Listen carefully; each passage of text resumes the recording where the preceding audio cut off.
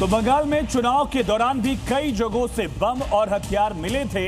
अब एक बार फिर से 21 मई को फाल्टा में रीपोलिंग होनी है। फिर से वोटिंग होगी, जहां टीएमसी के जहांगीर खान और पुष्पा उम्मीदवार हैं। मगर सीएम शुभेंदु ने साफ कह दिया है कि पुष्पा को देख लेंगे।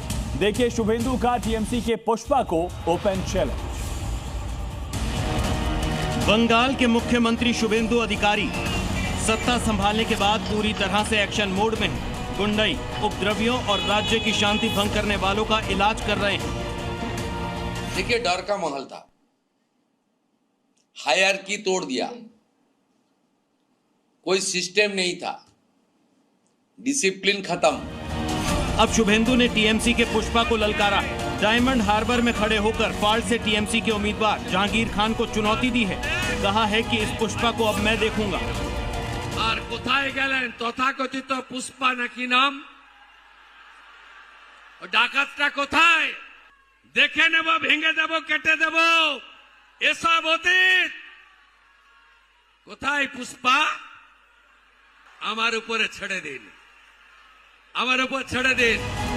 फाल्टा विधानसभा में 21 मई को रिपोलिंग होनी है। पिछली बार यहां बवाल और अनियमितताओं के चलते चुनाव रद्द हो गया था, लेकिन टीएमसी के उम्मीदवार जहांगीर खान उस वक्त सुर्खियों में आए थे जब उन्होंने आईपीएस अजय पाल शर्मा को चेतावनी देते हुए कहा था, ये यूपी नहीं है और ना ही यहाँ यूपी का कल्चर है, यहाँ पर बंगाल का कल्चर है, इसीलिए कोई सिंघम नहीं चलेगा। अगर वो सिंघम है तो मैं भी पुष्पा हूँ। शुभेंदु ममता के भतीजे अभिषेक बनर्जी के गढ़ डायमंड हार्बर में थे।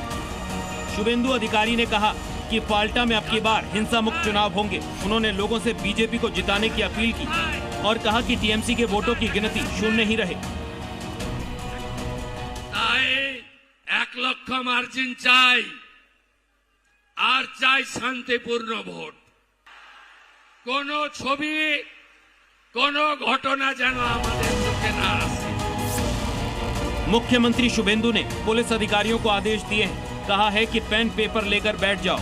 पिछले 5 सालों में जितनी भी शिकायतें नहीं ली गई थी, अगर कोई उन मामलों की शिकायत करने आता है तो पुलिस को मामला दर्ज करना होगा, क्योंकि अब हालात बदल चुके हैं।